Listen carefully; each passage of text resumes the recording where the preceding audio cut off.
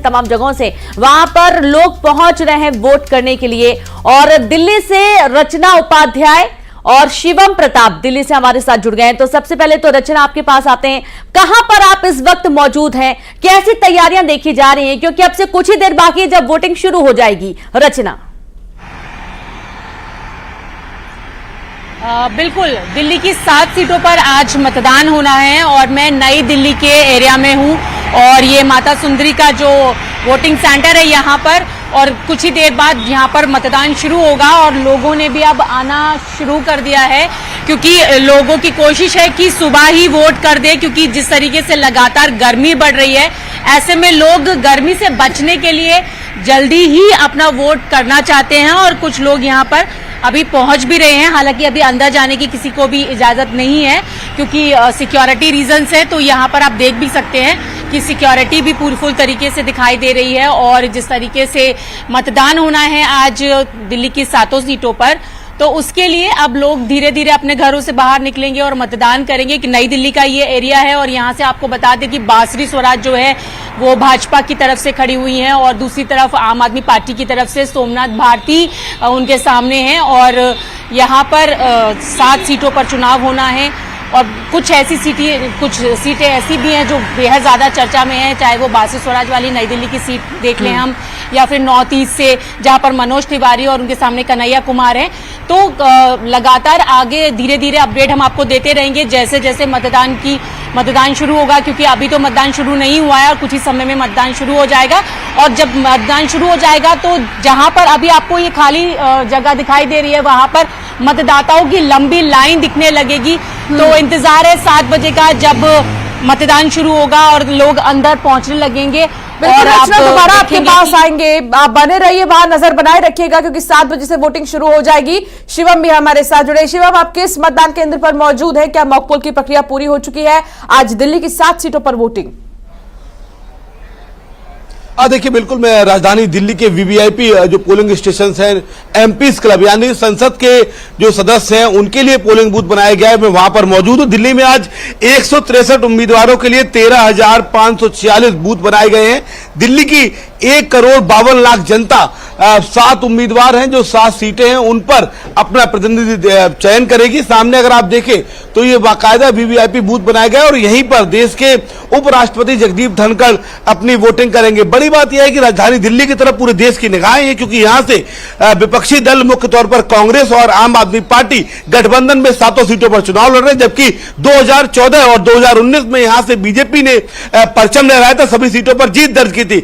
सुबह 7 बजे से शाम 6 बजे तक मतदान होगा। 62,000 पुलिसकर्मी डिप्लॉयड किए गए हैं। लगभग 20% जो ईवीएम्स है वो एक्स्ट्रा रखी गई है। कोई समस्या आती है, हर सीट पर अगर 17 से कम प्रत्याशी है तब एक ईवीएम रखी जाती है, लेकिन दिल्ली में कोई भी ऐसी सीट नहीं है जहां पर 17 से कम प्रत्याशी हो। ऐसे में 2 ईवीएम्स रखी गई। सुरक्षा व्यवस्था की बात करें तो लगभग 62,000 अर्धसैनिक बलों के जवान, दिल्ली पुलिस के जवान मुस्तैद किए गए हैं। लगभग 1,52,00,000 लोग आज वोटिंग में शामिल हो गए। राजधानी दिल्ली की तरफ पूरे देश की निगाहें इसलिए है क्योंकि यहां से लगातार बीजेपी ये दावा करती रही है कि अपने जीत के दावे को लहराएगी। खास बात यह है गर्मी के चलते जो इंतजाम किए गए वो मैं आपको दिखा दूं। बूथ पर कूलर रखे गए हैं, पानी के लिए बाकायदा मटके रखे गए हैं और पूरा एक शेड बनाया गया है ताकि जो लोग यहां आ रहे हैं इस भीषण गर्मी में उनको समस्या ना हो। मतदान का समय सुबह 7 बजे से शाम 6 बजे तक है। ऐसे में अभी भले ही आपको बूथ पर लोग ना दिखे, लेकिन मोस्टली लोगों का टारगेट रहता है मॉर्निंग या इवनिंग में वोटिंग करें। खास बात यह है कि लोगों को मतदान करने में असुविधा ना हो, कर्मचारी समय से पहुंच सके, इसके लिए मेट्रो और जो बसेस दिल्ली में चल रही है उनमें बदलाव किया गया है। पूरी दिल्ली को छावनी में तब्दील किया गया है। खासतौर पर पूरी राजधानी में एक और बात है, अगर आज आप वोटिंग करते हैं, मतदान करते हैं और अपनी उंगली में जो निशान लगती है, स्याही लगती है, वो दिखाते हैं, तो पूरी नई दिल्ली इलाके में लगभग 150 ऐसे रेस्टोरेंट और होटल्स हैं जिनसे नई दिल्ली के निर्वाचन अधिकारी ने करार कर रखा है और वहां पर आपको रेस्टोरेंट और होटल्स में छूट मिलेगी। यानी कि कोशिश ये है कि ज्यादा से ज्यादा लोग मतदान करें, मत प्रतिशत बढ़े और इसी को लेकर इलेक्शन कमीशन बीते 1 महीने से राजधानी में कोशिश करता रहा है। बड़ी बात यह भी है कि आज कांग्रेस के पूर्व अध्यक्ष राहुल गांधी, सोनिया गांधी, महासचिव प्रियंका गांधी भी राजधानी दिल्ली में वोट करेंगी।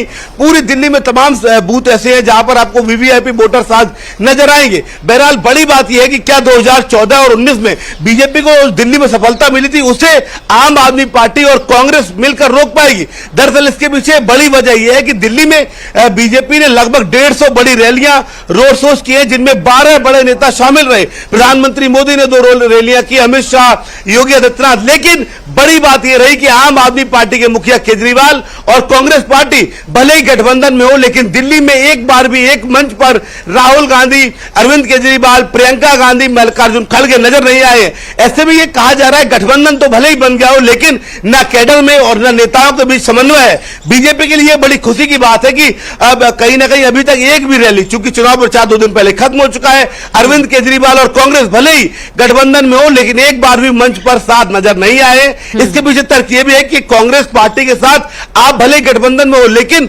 आम आदमी पार्टी जिन 22 सीटों पर चुनाव लड़ रही है, उनमें से 13 सीटों पर सीधा मुकाबला कांग्रेस से है। ऐसे में कांग्रेस पार्टी नहीं चाहती थी कि दिल्ली में साथ देखने का नुकसान उन्हें पंजाब में हो।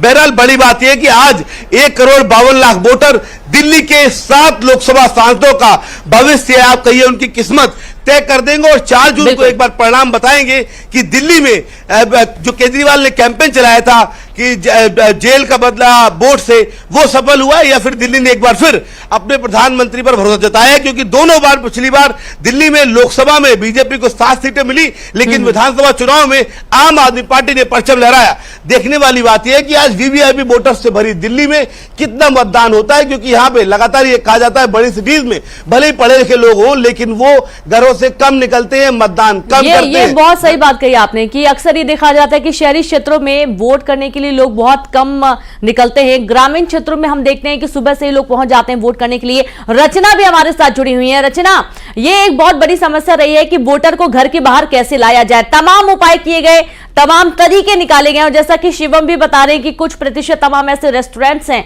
जहां पर छूट मिलेगी। और इसके अलावा और किस तरीके की तैयारियां तमाम राजनीतिक दलों ने की है ताकि वोटिंग प्रतिशत को तगड़ा किया जा सके, मजबूत किया जा सके, लोग निकले अपने घरों से। जाहिर सी बात है कि दिल्ली की वीआईपी एरिया में भी आज वोटिंग हो रही है, तो उनका घरों से बाहर निकलकर वोट करना एक बहुत बड़ी चुनौती हो जाती है। बिल्कुल, देखिए कि जिस तरीके से देश की राजधानी दिल्ली में तमाम तरीके की तैयारियां की गई हैं, जैसा कि शिवम ने भी बताया कि रेस्टोरेंट्स में डिस्काउंट दिया जा रहा है। इसके साथ साथ मैं आपको ये भी बता दूं कि कई सारे ऐसे आउटलेट हैं जहां पर आपको अपना चुनाव चिन्ह का अगर आप निशान दिखाते हैं, यानी अपने हाथ पर लगी हुई इंक दिखाते हैं, तो वहां पर भी डिस्काउंट मिलेगा।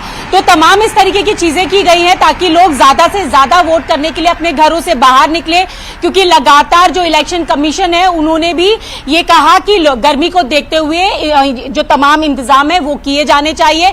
इसके साथ ही जो राजनीतिक पार्टियां हैं वो भी लगातार चुनाव प्रचार के दौरान अपने जो मतदाता हैं, जो वोटर्स हैं, उनसे यही अपील करते नजर आए कि अपना एक वोट देने के लिए अपने घरों से जरूर निकले, क्योंकि कई बार ये देखा गया है कि जो पढ़े लिखे लोग हैं वो घरों से बाहर नहीं निकलते हैं, लेकिन जो निचले तबके के लोग हैं वो वोट देने के लिए उनसे पहले मतदाता केंद्र पर नजर आते हैं। और आप देखें तो यहाँ पर जिस तरीके से अभी थोड़ी देर बाद जो अलग ही तरीके का नजारा आपको देखने के लिए मिलेगा, और यहाँ पे मतदाताओं की एक लंबी लाइन दिखाई देगी, क्योंकि वीवीआईपी इलाके की बात अगर आप करें तो दिल्ली के पॉश इलाके का ये एरिया है, जहां नई दिल्ली का ये एरिया है। और जैसे कि तमाम रैलीज जो बीजेपी की तरफ से की गई है और इस बार जो दिल्ली में है गठबंधन के साथ चुनाव लड़ा जा रहा है। और शिवम ने यह भी बताया कि गठबंधन तो जरूर हुआ है, लेकिन आम आदमी पार्टी और कांग्रेस एक साथ किसी भी मंच पर नजर नहीं आई है। अब ये जनता को तय करना है, जनता क्या सोचती है, उसके मन में क्या है, वो अपने किन मुद्दों के साथ मतदाता केंद्र पर जो वोटिंग सेंटर्स है वहां पर पहुंचेंगी। ये मतदाता केंद्र में जब लोग पहुंचेंगे उसके बाद ही हम जब लोगों से बात करेंगे ये साफ हो पाएगा। लेकिन गर्मी को देखते हुए अगर इंतजाम की बात करें तो आप देखें कि लोगों को किसी तरीके से गर्मी से परेशानी ना हो, शेड्स भी लगाए गए हैं, साथ ही साथ पानी की व्यवस्था की गई है। और जो बुजुर्ग मतदाता हैं उनको लाने के लिए यहाँ पर जो ई रिक्शा है उसकी व्यवस्था भी की गई है, ताकि किसी का भी वोट छूटे नहीं। और लगातार लोगों से भी यही अपील की जा रही है कि अपने वोट देने के लिए वोटिंग सेंटर पर जरूर पहुंचे, क्योंकि एक वोट जो है उसकी कीमत समझना यहाँ पर सबके लिए बेहद ज्यादा जरूरी हो जाता है। राष्ट्र के निर्माण के लिए लगातार यही बात की जाती है कि अपने वोट का जो इस्तेमाल है वो जरूर करें। तो जाहिर सी बात है कि जैसे ही वोटिंग शुरू होगी लोग इसी सोच के साथ वोटिंग सेंटर पर पहुंचेंगे, क्योंकि सबके अपने अलग अलग मसले हैं, सबके अपने जाहिर सी बात है मुद्दे रचना, हैं, सबके और अपने अलग अलग मसले हैं। और शिवम, आपके पास एक बार फिर से आते हैं। आपने देखा कई राजनीतिक मंचों से जो अरविंद केजरीवाल हो चाहे सोनिया गांधी हो, एक भावुक अपील भी की गई है लोगों से वोट के लिए, और जाहिर सी बात है कि अपने पक्ष में वोट की अपील की गई है। और दूसरी तरफ मंच से दहाड़ते हुए कई दिग्गज नेता बीजेपी से नजर आए हैं कि आपको किसके लिए वोट करना है आपको खुद समझना होगा। जनमानस को समझना बहुत मुश्किल हो चुका है, क्योंकि वोटर बहुत शांत है, साइलेंट मोड में है, लेकिन कमाल जो होगा वो 4 जून को होगा। तो जनमानस को समझते हुए, जैसा कि आप लगातार लोगों से बातचीत करते आ रहे हैं शिवम, अब किस तरीके के मुद्दे उनके जहन में हैं? क्या चेहरा विशेष उनके लिए महत्वपूर्ण है, पार्टी विशेष महत्वपूर्ण है, विकास महत्वपूर्ण है, उनके लिए क्या ज्यादा जरूरी होगा इस बार वोटिंग को लेकर? देखिए, देश के लोकसभा चुनाव में लोगों के अलग अलग राज्यों के हिसाब से बहुत अलग अलग मुद्दे हैं। यूपी की बात करें, एमपी की बात करें, राजधानी दिल्ली की बात करें, यहाँ के मूलभूत जो मुद्दे हैं उनमें बहुत अंतर है। यूपी में जहाँ विकास एक अहम मानक रखता है, जहाँ सड़कें, अच्छे गलियां, पानी, ये मूलभूत मुद्दा है, तो राजधानी दिल्ली की बात करें, यहाँ केजरीवाल लगातार फ्री बिजली, फ्री पानी को एक बड़ा इशू बनाते रहे। लेकिन बीते 2 लोकसभा चुनाव में राजधानी दिल्ली का जो पैटर्न है वो बिल्कुल राज्य के विधानसभा चुनाव से अलग नजर आया। अब आपने पूछा दिल्ली में अहम मुद्दे क्या है? देखिए, निश्चित तौर पर दिल्ली में बड़ा मुद्दा है दिल्ली के जो जाम की समस्या है। यहाँ स्कूलों को लेकर भी पेरेंट्स बेहद नाराज है कि हर साल फीस बढ़ा दी जाती है, सीटें ज्यादा है नहीं, बच्चों के अपने अलग इशूज है। चूंकि दिल्ली देश की राजधानी है, ऐसे में पूरे देश के यहाँ लोग आते हैं, तो निश्चित तौर पर जो राष्ट्रीय मुद्दे होते हैं, राष्ट्रीय पटल पर होते हैं, वो भी अहम प्रभावी है। चाहे वो राष्ट्रवाद का मुद्दा हो, सुरक्षा का मुद्दा हो, दिल्ली को एक बड़े शहर में तब्दील करने की बात हो, या जिस तरीके से बीते 6 माह पहले दिल्ली में बड़ी बाढ़ आई थी और उससे तबाही मच गई थी, उसको लेकर भी लोगों के जेहन में वो यादें हैं। लेकिन आम आदमी पार्टी के कैंपेन की बात करें तो उनका कैंपेन कहीं ना कहीं केजरीवाल के जेल जाने से जुड़ा हुआ था। पूरे दिल्ली में उन्होंने लोगों से कहा कि अगर आप केजरीवाल को वोट करेंगे तो निश्चित तौर पर जो उन्हें जेल भेजा है प्रधानमंत्री मोदी ने, उसका जवाब मिलेगा। अगर बीजेपी की बात करें तो बीजेपी अपने 10 साल के ट्रैक रिकॉर्ड का पर वोट मांग रही है। प्रधानमंत्री मोदी हर जगह जाकर कहते हैं, और दिल्ली में भी जो 2 बड़ी फैक्टर है, जो ये फ्री फैक्टर है, फ्री बिजली, फ्री पानी, ये फैक्टर कितना काम करेगा? तो दूसरी तरफ बीजेपी का वो जो केंद्र सरकार की तरफ से राशन दिया जा रहा है लोगों को, ये दोनों, इन दोनों ही फैक्टर्स के कितने ज्यादा असर दिखाई देंगे? देखिए, अगर दिल्ली की बात करें तो दिल्ली की जनता विधानसभा और लोकसभा चुनाव में अलग अलग वोटिंग करती रही है। विधानसभा चुनाव में जहां फ्री एक बड़ा मुद्दा होता है, लेकिन लोकसभा चुनाव में हमने दोनों बार देखा, 14 हो 19 हो, दोनों बार जो फ्रीबीज है वो इतना अहम फैक्टर नहीं रहा। बल्कि जैसा आपने बताया कि जो लाभार्थी वर्ग है वो निश्चित तौर पर दिल्ली में भी बहुत बड़ा लाभार्थी वर्ग है, पूरे देश के यहाँ लोग हैं, उनके लिए एक मैटर करता है। लेकिन दिल्ली की आम जनता के पास जब हम जाते हैं तो ये वो बार बार पूछते हैं कि अगर केजरीवाल को हम सीटें दे भी दें तो वो केंद्र में सरकार क्या बना पाएंगे? वहीं बीजेपी की जो उनकी सीट है वो सीधा प्रधानमंत्री तय करती है। जो बीजेपी समर्थक हैं, जो बीजेपी को वोट करने वाले लोग हैं, उनका एक ही तर्क होता है कि विधानसभा चुनाव में भले ही हमें केजरीवाल का काम अच्छा लगे, जो फ्रीबीज है वो हम पसंद करें, या दिल्ली के लिए जो केजरीवाल कर रहे हैं, लेकिन लोकसभा चुनाव में लोग ये नारा देते हैं, चाहे वो भले ही केजरीवाल को वोट करते रहे हो, कि प्रधानमंत्री मोदी को वो पसंद करते हैं। जिस तरीके से राष्ट्रवाद की बात हो, देश की सुरक्षा की बात हो, देश के लोगों के लिए लाभार्थी योजनाएं बनानी हो, चाहे वो कोविड का दौर हो, लोग उस पल को भूलने को तैयार नहीं जब देश के प्रधानमंत्री उनके साथ खड़े रहे। और मुझे अच्छे से याद है, द्वारका में जब प्रधानमंत्री रैली कर रहे थे तो वो बार बार दिल्ली की जनता से कह रहे थे कि आप जो मत देंगे वो मेरे लिए है, मेरे परिवार के लिए नहीं है, वो दिल्ली की जनता के लिए। और हमें दिल्ली एक ऐसा एग्जाम्पल सेट करना है जो पूरे दुनिया में दिखाएगी कैसी नेशनल कैपिटल होनी चाहिए। बहरहाल चुनाव के आसपास मुद्दे बदल गए, सीएम केजरीवाल जेल चले गए, उनको बेल मिली, स्वाति मालीवाल पिटाई मामला हुआ। निश्चित तौर पर आम आदमी पार्टी और कांग्रेस के लिए यह बड़ी मुसीबत रही कि आम आदमी पार्टी की राज्यसभा सांसद स्वाति मालीवाल ने आरोप लगाया कि सीएम केजरीवाल के आवास पर उनकी पिटाई हुई, जिसके बाद बीजेपी ने इसे बड़ा दिल्ली में मुद्दा बना दिया। बीजेपी ने कहा कि दिल्ली में आधी आबादी जो महिला है, अगर वो सीएम आवास पर सुरक्षित नहीं है तो केजरीवाल कैसे सुरक्षा देंगे? बहरहाल आज दिल्ली की